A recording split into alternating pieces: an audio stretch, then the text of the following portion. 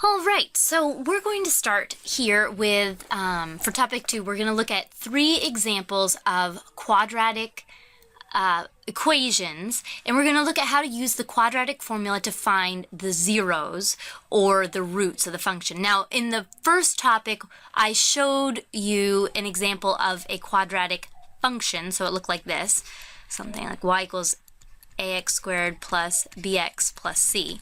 And I said that the quadratic formula can help us figure out when the zeros happen. So in other words, when y equals 0. In this video, you'll notice I don't have a y, but we're still going to be able to use the quadratic formula because if I take this equation here and I move everything over to the left, it would be x squared. I'd have to subtract 5x, so it would end up being negative 6x, and then add 9.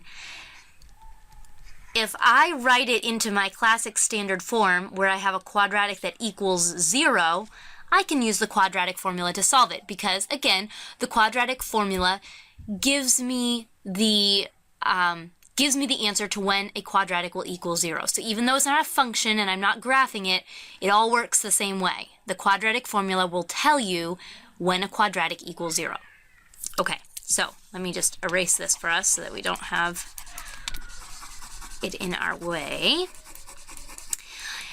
And actually that what I just did over on the left, rewriting that formula into quadratic form, is going to be what we'll call our first step to solving a problem with the quadratic formula. Is we always make the quadratic equal 0, because the quadratic formula solves for 0 only. So first step to remember is make it equal 0. I'm just going to write 0. You can write out that whole thing in your notes if you want. Make the quadratic equal 0. So move all the numbers and letters and everything over to either the left or to the right. It doesn't matter which side as long as it's 0 on one side. Okay, next we decide what A, B, and C is. So our second step is that we determine what A, B, and C are. In this case, I have A is the coefficient of x squared, so A is just 1. It's that invisible 1 out front. B is negative 6, it's the coefficient before x, and C is 9, positive 9. Now, if you're wondering how I got that information, just look back at your notes from the previous video. You'll see that we wrote out that the basic quadratic equation is, I know I just had this written, but I don't have enough room to keep it up here. ax squared plus bx plus c. So we're just defining a, b, and c. That's all we're doing. Okay, so step 1 was we made everything equal 0. Step 2, we define a, b, and c. And then step 3 is just plug it in. Plug the numbers in and solve. That's it. So looking at our equation up here, our formula, negative b plus or minus the square root of b squared minus 4ac all over 2a. I'm going to keep saying it over and over and over again so that you remember it. So I write negative b, that's negative 6, negative 6, plus or minus the square root of negative 6 squared minus 4 times 1 times 9, all over 2a, or 2 times 1. And that is it. We're basically almost at our solution, but we have to simplify, right? So negative 6 is positive 6, plus or minus, this will be 36 minus 36, interestingly enough. I did that on purpose, actually. 36 minus 36, all over 2. Now 36 minus 36 is 0, which means I'm taking the square root of 0. What is the square root of 0? Well, it's just 0. So it's 6 plus 0 over 2 or 6 minus 0 over 2. If you're thinking, well, it doesn't matter, you're right. The 0 makes it so that I actually only get one answer. I just get 6 over 2, which is 3. So the answer to this first question is, when will this equation equal 0? And the answer is when x, let me get a bright color here, when x equals 3. So this will all equal 0 when x equals 3. And you can even plug it in to see if it works. Like, let's plug it into the original equation, so that we'd have 3 squared is 9 minus 3 is 6. So this left side is equal to 6. 5 times 3 is 15 minus 9 is 6. So the right side is equal to 6. So 6 equals 6. Did it work? Yes. We got our answer. X equals 3 is the solution. And all we did was use the quadratic formula, plug the numbers in, and we got a number out. Now, what does this mean about the graph? Well, what it means is if I were to graph y equals all of this, it would be one of those equations that just comes down, bounces off the axis, and turns around and goes back. So it only crosses the axis once. That's why there's only one solution. There's only one 0 or one root. And that happened because the number under the square root was 0. So that ended up making it so our answer was there's only one answer. And that's fine. No problem about that. Okay. Let's try it with another equation. Number 2, x squared plus 14 equals 10x. Let's try to follow our steps. They're kind of squished over there on the right. The first one is make everything equal to 0. So let's subtract 10x from both sides. Move it to the left. So I'll get x squared minus 10x plus 14. Make sure that you write it in descending order, meaning x squared followed by the x term followed by the 1's. That's what makes it standard form, equals 0. All right, second step is define a, b, and c. Here a is 1 again, b is negative 10, and c is 14. And then I go and I plug it into our equation, which is the third and final step. Negative b, which is negative 10, plus or minus the square root of negative 10 squared, minus 4 times 1 times 14 all over 2 times 1. Again, that's essentially the answer, but it's not really useful to us unless we simplify it. So this will be negative 10 is positive 10 plus or minus the square root of, well, negative 10 squared is 100. Again, remember it's positive because it's negative 10 times itself, negative 10 times negative 10. 100 minus, this will be 56, yes, 28 and 28, yep, minus 56, all over 2. Well, let's figure out what's underneath the square root. 100 minus 56, that's just 44. So the answer I get is 10 plus or minus the square root of 44 all over 2. And that's it.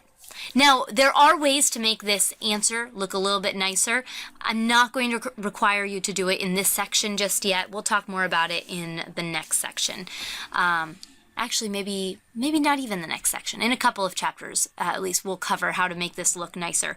But this is our solution. And if you were wondering if this is 1 or 2, this is actually 2 solutions. Because we're asking, when will this original graph, or this original quadratic equal 0? That's what we're asking.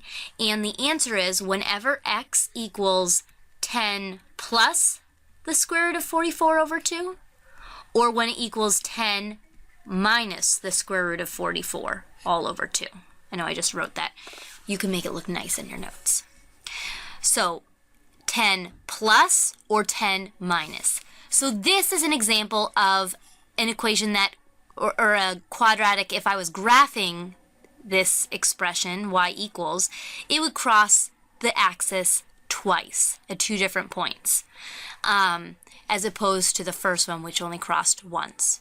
Either way, we're still finding the roots. All we did was make the equation 0, figure out a, b, and c, and plug in the numbers and simplify. All right, last but not least, we have another equation. We're going to follow the same steps. 0. We want to make it equal 0. So I'll have x squared plus 4x. I'll move the 20 over here, plus 20 to both sides, equals 0. Step 1 is done. Step 2, we define what a, b, and c are. 1, 4, and 20. And then I plug it in. This is just bothering me that all of this is running in together. Of course, it's going to look a lot nicer in your nice notebook. Okay, we get -4 plus or minus the square root of 4 squared minus 4 times 1 times 20 all over 2 times 1. And I get, that simplifies down to -4 plus or minus the square root of, this will be 16 minus 80 all over 2. Now, think about what you know about square roots. We can take the square root of all kinds of positive numbers. When we take the square root, we ask ourselves the question, what number multiplied by itself will equal the number under the radical? So like up here at the square root of 44, I didn't simplify this because it would be a decimal, but what it means is, what is the number that multiplied by itself would give me 44? We have a problem down here because 16 minus 80 is a negative number. In fact, it is negative 64. So square root of negative 64. The square root of 64, positive 64 is easy. It's 8 times 8 is 64, so the square root of 64 would be 8. But the square root of negative 64 is problematic because I can't take a number times itself and get a negative number. Think about the fact that a negative times a negative would be a positive. A positive times a positive would be a positive. So there's no way to get a number times itself that will get a negative answer. In other words, you can't find the square root of a negative number. You're not allowed to do it. And so we come up with an error. In fact, if you put this square root of negative 64 into your calculator, it will say error. Probably it will say something like syntax error or non-real answer, something like that. Your calculator will say we can't do that.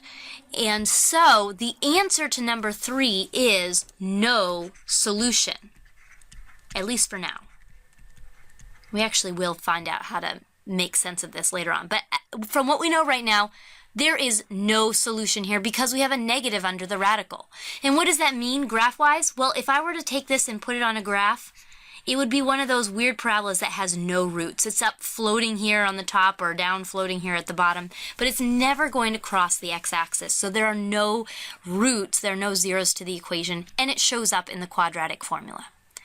Okay, that looks like maybe a headache here. I'm hoping that as you took that and did each one step by step in your notes, that it hopefully looks a little bit nicer. It's too bad I can't take the computer screen and turn it lengthwise so we have more room. But make sure you have those 3 written down, and we will work more with this in class. But you now have the basics of how the quadratic formula is going to be useful to us in finding solutions to equations. And that is that for Lesson 5.